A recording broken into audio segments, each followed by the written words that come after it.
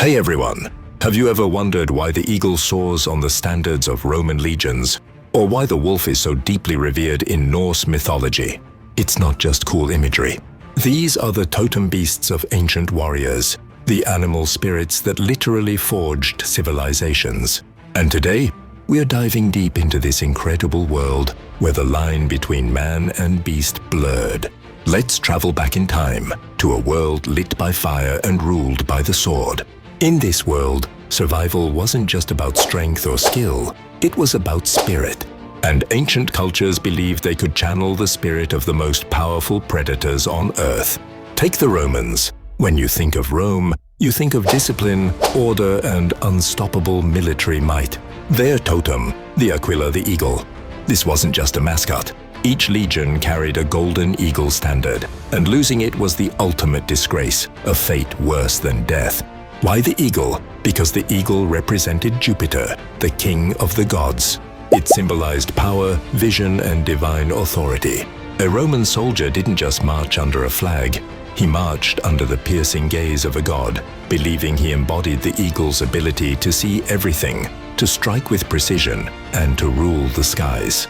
It was a psychological weapon, both for them and their enemies. Now, let's journey north to the frost-bitten lands of the Vikings. Their world was harsh, unforgiving, and they needed a spirit to match. Enter the wolf and the bear. The most feared Norse warriors were the berserkers and the Ulfhednar. The berserkers, whose name means bear shirt, were said to fight in a trance-like fury, channeling the raw, untamable power of a grizzly bear. They would howl, bite their shields, and were believed to be immune to fire and steel. They weren't just men, they were living embodiments of the forest's most terrifying force. And then you have the Ulfhednar, the wolf hides. They wore wolf pelts and moved as a pack, embodying the cunning, teamwork, and relentless spirit of the wolf. For the Norse, the wolf, especially Fenrir from their mythology, represented both a destructive force and a symbol of warrior prowess. But this isn't just a European thing. Let's cross the globe to the Americas, to the Aztec Empire. The most elite warriors of this powerful civilization were the jaguar warriors and the eagle warriors. The jaguar, a stealthy and powerful apex predator of the jungle, was their symbol for the night and the underworld. Jaguar warriors were the special forces of the Aztec army, masters of ambush and nighttime warfare. They believed that by wearing the jaguar pelt, they absorbed the animal's strength, its night vision, and its silent, deadly grace. Their counterparts, the eagle warriors, represented the sun, the sky, and the god Huitzilopochtli. They were the scouts, the daytime fighters, who soared above the battlefield with the keen sight and noble courage of the eagle. To be an eagle or jaguar warrior was the highest honor a common man could achieve. It meant you had transcended your humanity and become a living vessel for the most powerful spirits of the land and sky. From the Celtic warriors who revered the wild boar for its ferocious, head-on courage, to the Egyptian pharaohs who associated themselves with the lion to project divine strength, the story is the same. These weren't just symbols, they were a core part of a warrior's identity. It was a profound spiritual contract. The warrior would honor the animal, study it, and wear its likeness. In return, they believed the animal's spirit would grant them its power in the heat of battle. The bear's rage, the wolf's cunning, the eagle's vision, the jaguar's stealth. It's an incredible testament to the deep connection our ancestors had with the natural world. A connection so strong, they believed they could borrow its strength to build empires and defend their homes. So next time you see an animal emblem on a flag or a team logo, remember its ancient roots. Remember the warriors who looked to the beasts of the wild not just as creatures, but as teachers, as allies, and as the very source of the spirit that forged their civilizations. Ancient Egyptians, the protectors of the sun and shadow. The Egyptian world was built on animal deities, each one reflecting cosmic power. Falcon, Horus, the Sky King Horus, represented kingship, protection, and vengeance. Warriors believed the falcon's eye saw every danger, every betrayal, every path to victory. Lion, the guardian of strength. The lioness goddess Sekhmet was the embodiment of destruction and power. Egyptian soldiers invoked her before battle, seeking unstoppable force. Cobra, the fire of the desert. The cobra symbolized divine authority and deadly precision. Pharaohs wore it on their crowns as a symbol of absolute dominance. Ancient Greeks, wisdom of the wild for the Greeks. Animals reflected human virtues and divine attributes. Owl, Athena's sight. The owl symbolized wisdom, strategy, and clarity, the virtues that turned Greek warriors into disciplined tacticians. Lion, Heracles' trial. The Nemean lion represented impossible challenges and courage that defies fate itself. Bull, strength and earth power. The bull embodied raw power, fertility, and determination. Warriors evoked its spirit to overcome exhaustion and fear, Sumer and Akkad. The lion of Ishtar and the bull of Gilgamesh. Before pyramids touched the sky, and before Greece spoke of heroes, two beasts already guarded the first cities of humankind. Sumer, the land between the Tigris and the Euphrates. The first writing, the first temples, the first kings. And at the heart of their world stood two sacred beasts. The lion of Ishtar, heart of war and passion. Ishtar, Inanna, goddess of love, fertility, and war, unpredictable as the storm and merciful as spring. Her sacred animal was the lion, guardian of cities and protector of fields. Lions marched across the blue-glazed walls of the Ishtar Gate in Babylon. To the Sumerians, the lion symbolized ferocity, divine protection, and the blazing power of the goddess. Warriors carried lion amulets into battle, believing Ishtar would guide their hand. The Bull of Gilgamesh, strength of kings. In the Epic of Gilgamesh, the Bull of Heaven is sent by the gods to challenge the hero. Yet over time, the bull itself became a royal emblem. It represented sovereignty, stability, and divine authority. Seals, statues, and standards depicted mighty bulls to proclaim the strength of kings. Lion and bull, two forces, passion and discipline, fury and wisdom. The Sumerians believed that understanding these spirits meant understanding the fate of the world's first kingdoms. Native American totems: bear, eagle, and wolf. Across endless plains and sacred mountains, warriors did not choose their totems. The totems chose them. North America before European arrival. Nations living not above the land, but with the land.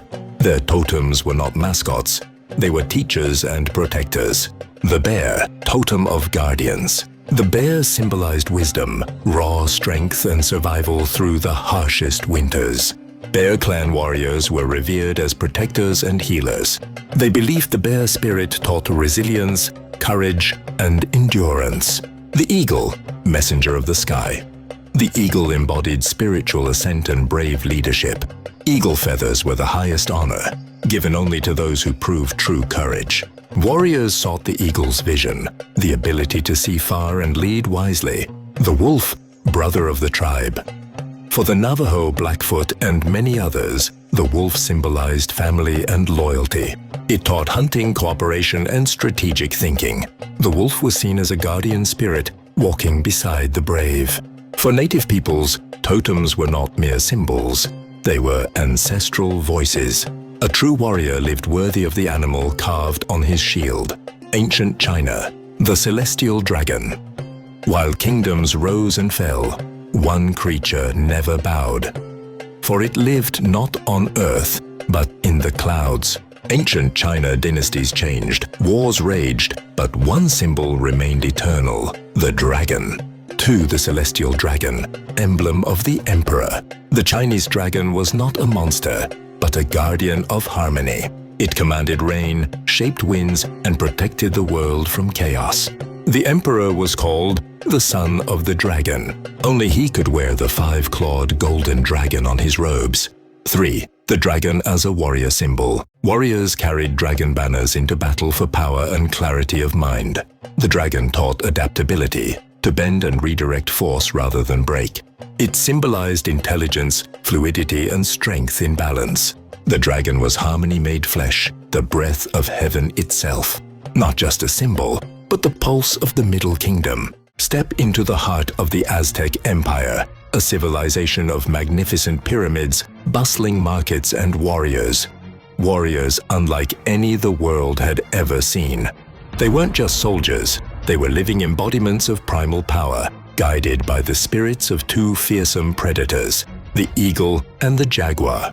These weren't just mascots, these were their totems, their very identity. Imagine you're a young Aztec boy, born into a world where your destiny is carved not just in stone, but in the sky and the jungle. From the moment you could walk, you were trained for war. But your ultimate goal wasn't just to be a soldier. It was to ascend, to become one of the elite, a member of the two most prestigious warrior societies, the Eagle Warriors and the Jaguar Warriors. Let's start with the sky. The Eagle Warriors, or Cuatile. They were the eyes of the Aztec army, the masters of the sun and the heavens. To become an Eagle Warrior was a feat of incredible bravery. You had to prove yourself in battle, not by killing, but by capturing. The ultimate prize was to single-handedly capture 4 enemy combatants. Think about that. It required skill, strategy, and a level of courage that's hard to fathom. When they marched into battle, it was a terrifyingly beautiful sight. They wore breathtaking feathered regalia, suits covered in eagle feathers, and helmets carved to look like an eagle's head, beak wide open. From within that beak, the warrior's face would peer out, as if he himself was being birthed from the spirit of the great bird. They were believed to represent the sun, Huitzilopochtli, the god of war. They were swift, they were precise, and from their high vantage points they saw everything. They were the daytime predators, the lords of the light. But as the sun sets, another power awakens. The jaguar, the ocelotl. If the eagles were the sky, the jaguars were the earth, the masters of the night and the underworld. They were the Aztec special forces, the ambush predators. Their path to glory was the same: capture 4 enemies. But their methods were different. They were the embodiment of stealth, strength, and terrifying ferocity. Their battle attire was just as stunning. They wore the actual pelts of jaguars, a symbol of immense power and status. The spotted pattern of the jaguar skin was said to represent the stars in the night sky. They donned helmets carved into the likeness of a roaring jaguar's head, its fangs bared. Imagine seeing that emerge from the shadows of the jungle. It was a psychological weapon. You weren't just fighting a man. You were fighting the spirit of the jungle's most formidable hunter. They were the shadow to the eagle's light, the brute force to their aerial grace. They represented the darkness, the unpredictable, the raw, untamed power of the earth itself. But here's the most fascinating part. Eagle and jaguar were not rivals. They were two sides of the same coin. Day and night, sun and moon, sky and earth. Together, they represented the cosmic balance of the Aztec universe, a concept called in atl in tlachinoli, or water fire, the essence of sacred warfare. They were the perfect duality, the elite of the elite. When an eagle and a jaguar warrior fell in battle, it was believed they didn't truly die. Their souls would journey to accompany the sun on its daily path across the sky, ensuring a new day would dawn.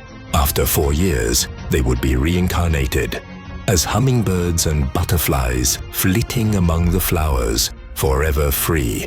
They weren't just men in costumes. They were individuals who strove to transcend their human limitations, to embody the spirit of these magnificent creatures, and in doing so, became legends who held their universe in balance.